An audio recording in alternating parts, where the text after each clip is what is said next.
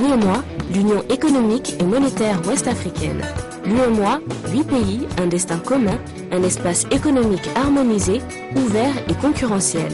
L'UEMOA, votre guide au cœur de l'Afrique, des grands événements et des grandes mutations sur Africable.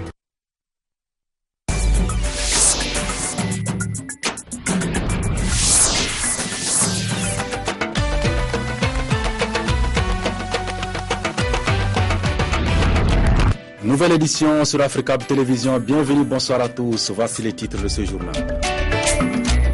Première comparution pour Bosco Ntaganda devant la CPI. Celui que l'on surnommait Terminator a plaidé non coupable des faits qui lui sont reprochés, à savoir crimes contre l'humanité commis en 2002-2003 à l'Est de la République démocratique du Congo. L'audience de confirmation des charges a été fixée au 23 septembre prochain. Il promet de respecter les accords de Libreville, mais il suspend la Constitution. Le nouvel homme fort de Bangui, Michel Djotodia, avait gouverné par ordonnance, alors que dans les rues de la capitale centrafricaine, la situation est toujours instable. Nous verrons tout à l'heure. Et comme tous les mardis, nous recevons Yacouba Dansoko pour Mardi au Sport, au menu les éliminatoires Zone Afrique du Mondial 2014. Voilà pour le sommaire. Les dirigeants des pays émergents des BRICS, Brésil, Russie, Inde, Chine et l'Afrique du Sud se sont réunis ce mardi et jusqu'à mercredi à Durban en Afrique du Sud avec au programme le partenariat avec l'Afrique et la création d'une banque de développement commune qui leur permettrait de se passer de la Banque mondiale. Leur place à l'économie mondiale croît fortement, 16% du PIB mondial. C'est donc une réponse de Michel Djotodia à la communauté internationale. Le président autoproclamé de la République centrafricaine a justifié le coup d'État de dimanche. Il promet une transition sur 3 ans des élections, mais en attendant, il suspend la Constitution et veut gouverner par ordonnance. Le nouvel homme fort de Bangui veut s'imposer alors que la situation dans les rues de la capitale centrafricaine est toujours instable. Un palais présidentiel pillé aux mains des ex-rebelles, l'histoire va vite à Bangui. Devant l'ancienne demeure du président déchu François Bozizé, des hommes en armes, parfois très jeunes, qui se disent membres de la rébellion Séléka et qui affirment vouloir rétablir l'ordre. Difficile de savoir qui est qui veut quoi. En tout cas, ce n'est pas dans ce palais qu'il faut chercher leur chef, le nouvel homme fort autoproclamé du pays. Michel Djotodia s'est installé dans un hôtel de la capitale. Hier, il s'est adressé à la population. J'estime nécessaire de suspendre la Constitution du 27 décembre 2004, de dissoudre l'Assemblée nationale ainsi que le gouvernement. Pendant cette période de transition qui nous conduira aux élections libres, crédibles et transparentes, je vais légiférer par ordonnance. En respectant l'esprit des accords de Libreville, je vais reconduire le Premier ministre, chef du gouvernement d'Union nationale, dans ses fonctions. Michel Djotodia, l'ancien chef de la rébellion Séléka, se positionne sans conteste en nouveau président. En annonçant son intention de respecter les accords de paix de Libreville, il tente vraisemblablement de rassurer et de se légitimer. Car à l'étranger, en Afrique comme à l'ONU, les condamnations de son coup de force s'étaient multipliées. Le secrétaire général condamne la prise de pouvoir inconstitutionnelle qui s'est déroulée dimanche en République centrafricaine et il appelle à la restauration rapide de l'ordre constitutionnel. À Bangui, les passants semblent parfois désabusés. Le général Bozizé avait pris le pouvoir de la même manière, par la force. Eux, ce qu'ils attendent avant tout, c'est un travail pour sortir de la misère. Et c'est dans cette confusion que les soldats français déployés pour sécuriser l'aéroport de Bangui ont fait feu sur des véhicules qui tentaient de pénétrer dans l'enceinte. 2 ressortissants indiens ont été tués. On y dénombre également plusieurs blessés. Ce n'est pas encore un procès, juste une audience technique, mais déjà une ligne de défense. Bosco Ntaganda, celui que l'on surnommait Terminator, le chef rebelle congolais soupçonné de crimes contre l'humanité dans l'Est de la République démocratique du Congo. En 2002 et 2003, a plaidé non coupable des faits qui lui sont reprochés. Bosco Ntaganda comparaissait pour la première fois devant le tribunal de La Haye. L'audience de confirmation des charges a été fixée au 23 septembre prochain. Et dans le même temps, la République démocratique du Congo accueille deux personnalités très médiatiques, le chef de la diplomatie britannique et l'ambassadrice du Haut-Commissariat des Nations Unies aux réfugiés, l'actrice Angelina Jolie. Ils sont là pour dénoncer des exactions commises sur des civils pendant les guerres en République démocratique du Congo. Ce camp de réfugiés au nord de Goma a reçu lundi la visite d'Angelina Jolie. En tant qu'envoyée spéciale du Haut-Commissariat des Nations Unies aux réfugiés, l'actrice est en Afrique de l'Est pour rencontrer des victimes de viols et de violences sexuelles. Elle voyage en compagnie de William Hague, le chef de la diplomatie britannique. Les deux collaborent ensemble depuis mai 2012, date du lancement en Angleterre d'une campagne contre les violences sexuelles en période de conflit. Le problème des violences sexuelles en temps de guerre est à prendre en compte dans la résolution des conflits. Quand le viol est utilisé comme une arme de guerre, il est ensuite plus difficile de rapprocher les communautés et il est plus compliqué de reprendre une vie normale. William Hague et Angelina Jolie ont d'abord fait étape au Rwanda avant de se rendre en RDC. Ils ont prévu de rencontrer des responsables politiques pour évoquer le conflit entre l'armée congolaise et le M23 dans la province du Nord Kivu, une région toujours instable et qui serait le théâtre de nombreux viols, selon plusieurs ONG. Ce que nous voulons faire, c'est attirer l'attention et en faire une priorité au niveau mondial, parce qu'il est temps que ça cesse. Ces pratiques sont présentes dans toutes les guerres, toutes les crises, et on n'y prête pas beaucoup attention. Il est temps de mettre fin à cette impunité. Les gens ici le méritent. S'assurer que les crimes sexuels en temps de guerre soient toujours punis, c'est l'objectif de la campagne. Une campagne que William Hague dit vouloir continuer à Londres en avril, lors de la rencontre des ministres des Affaires étrangères du G8. L'actualité, en bref, nous conduit aujourd'hui en Corée du Nord, en Égypte, au Mali et en Guinée, où l'opposition a décidé de se retirer du dialogue. Des images rassemblées et commentées par Aminata Mariko. Législative en Guinée, l'opposition a claqué la porte du dialogue politique ce lundi, mécontente du cadre de dialogue qui, selon elle, ne respecte pas les engagements pris au sujet des législatives de mai prochain. En tout, 5 conditions fixées par l'opposition ne sont plus remplies, mais néanmoins la porte n'est pas totalement fermée. Élection toujours cette fois-ci au Mali, le gouvernement déterminé à respecter les délais. La première rencontre du comité de suivi de la mise en œuvre de la feuille de route pour la transition a eu lieu ce lundi à Bamako. La rencontre y a regroupé des officiels maliens, mais également des partenaires étrangers au développement ainsi que des diplomates étrangers. La situation au nord et les prochaines élections ont dominé les débats. Au cours de la rencontre, Django Sissoko a répété à propos des élections que le gouvernement était déterminé à organiser ces élections à la période indiquée par le président de la République. Quant à la situation du Nord, le message de Bamako à ses alliés africains et français est clair. Ne partez pas, le travail n'est pas encore terminé sur le terrain dans le Nord. En Égypte, la confrontation entre les frères musulmans au pouvoir et l'opposition a franchi une nouvelle étape. Au lendemain de menaces formulées par le président Morsi, le procureur général a lancé un mandat d'arrêt contre 5 membres éminents de l'opposition. Parallèlement, des centaines d'islamistes assiégeaient la cité des médias, abritant plusieurs chaînes de télévision indépendantes. En Asie, la Corée du Nord menace ce mardi 26 mars les États-Unis ainsi que les îles de Guen et d'Hawaï des tirs de missiles. Pyongyang a semble-t-il placé son armée en alerte. Au sud, la nouvelle est prise avec calme. Cette énième menace fait cependant craindre un accrochage qui provoquerait une escalade, tandis que la Corée du Sud et les États-Unis ont renforcé leur coopération militaire. Les menaces venues de la Corée du Nord ont été nombreuses ces dernières semaines, mais celles-ci semblent vraiment inhabituellement précises et inquiétantes.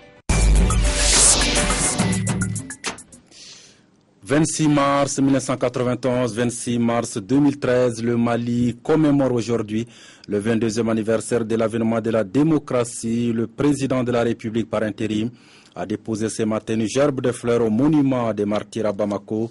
C'était en présence des membres du gouvernement et du corps diplomatique accrédité au Mali. Le professeur Dionkunda Traoré que nous écoutons ici au micro de Sékou Tangara. La signification est bien simple, c'est nous remémorer le 26 mars 1991 qui a vu le triomphe des forces démocratiques dans ce pays qui a vu l'avènement de la démocratie pluraliste, dont nous nous félicitons aujourd'hui et que nous sommes décidés à défendre jusqu'au bout. Je pense qu'aujourd'hui, malgré les hauts et les bas, chaque Malienne et chaque Malien est convaincu que la démocratie était une chose nécessaire dans notre pays. Même ceux qui l'ont combattu à l'époque, aujourd'hui, sont convaincus que c'est cela qu'il nous fallait.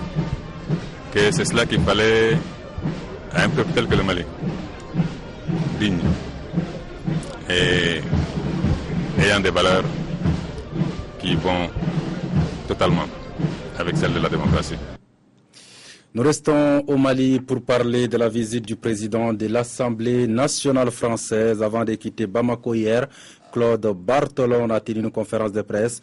Outre le renforcement de la coopération entre les deux institutions parlementaires, il a abordé d'autres sujets relatifs notamment à l'organisation des prochaines élections au Mali, le cas du MNLA et la situation des otages français dans le Sahel.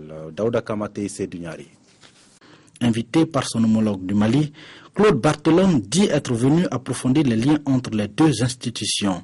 Car pour lui, quel que soit le travail effectué par les militaires, les Maliens doivent entamer une démarche politique et démocratique.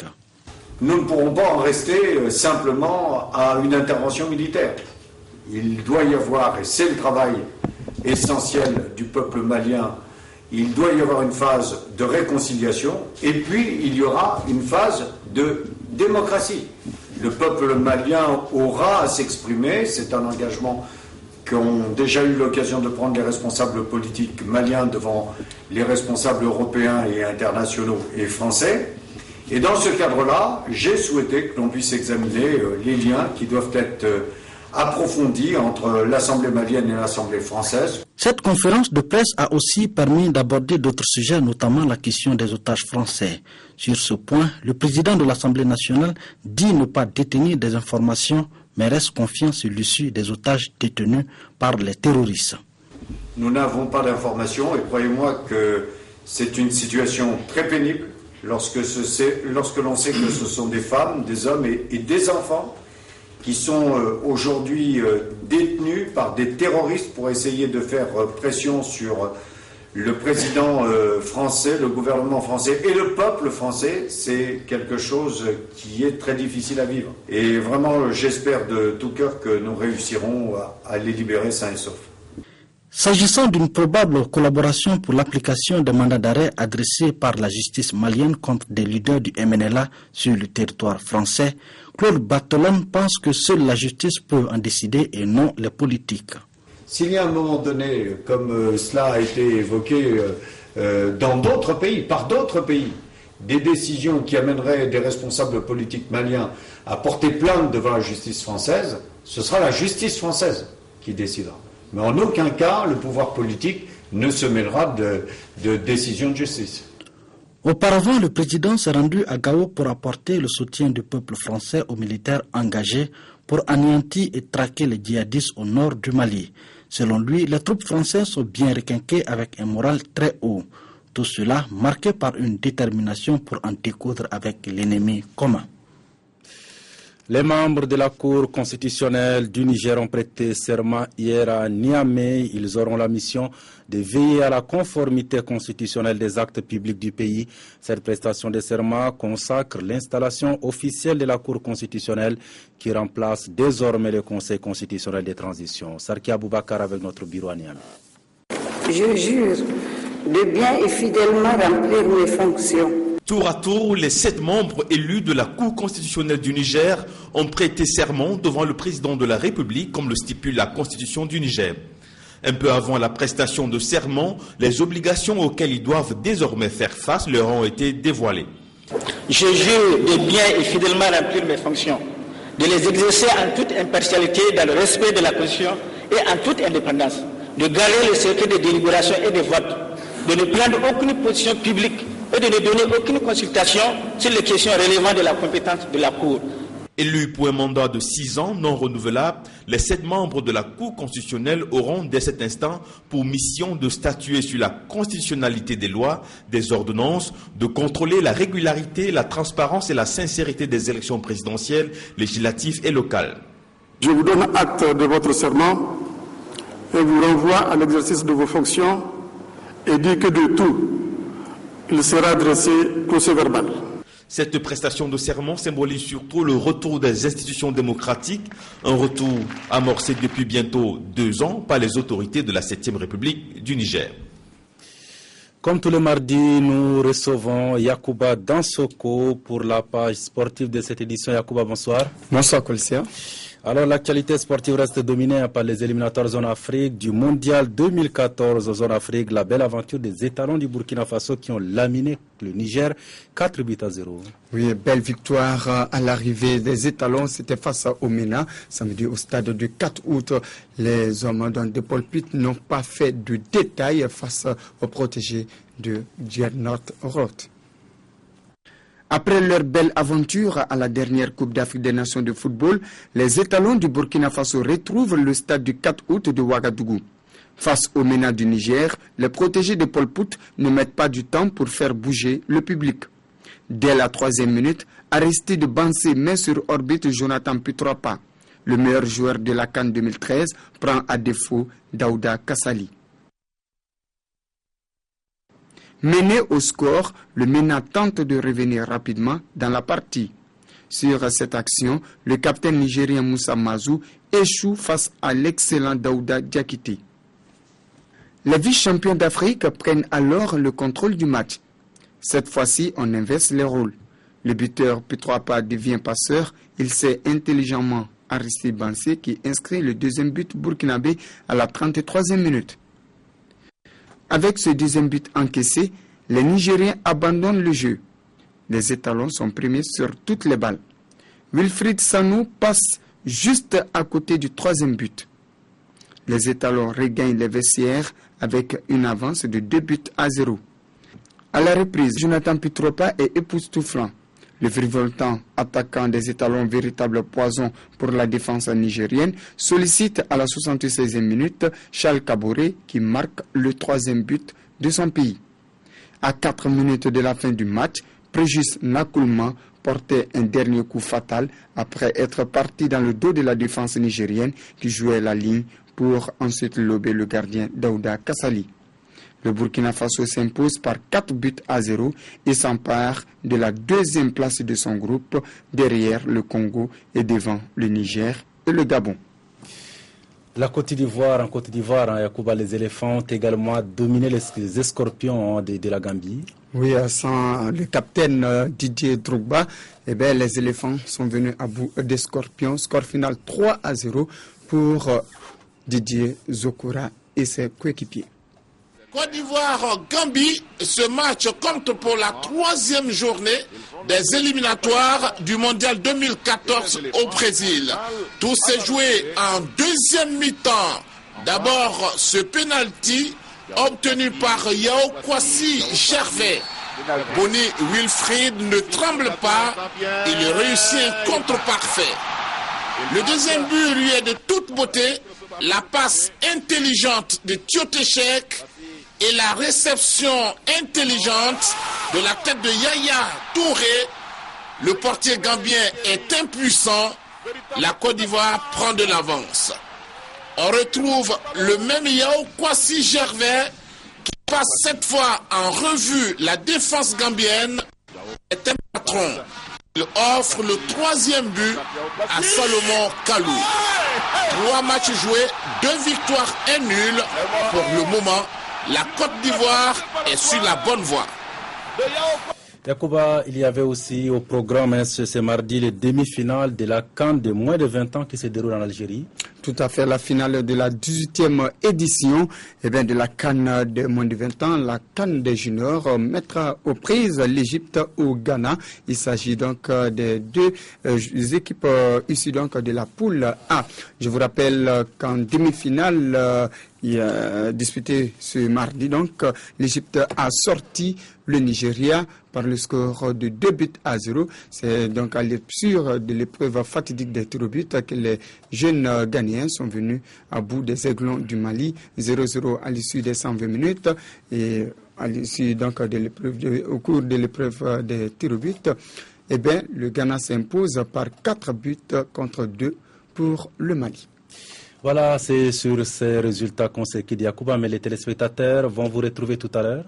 Oui, à 22h15 pour les meilleurs moments du football mondial. Alors à tout à l'heure. Voilà qui me fait à ce journal. Merci de l'avoir suivi. Passez d'excellents moments en compagnie d'Africable Télévision et à demain.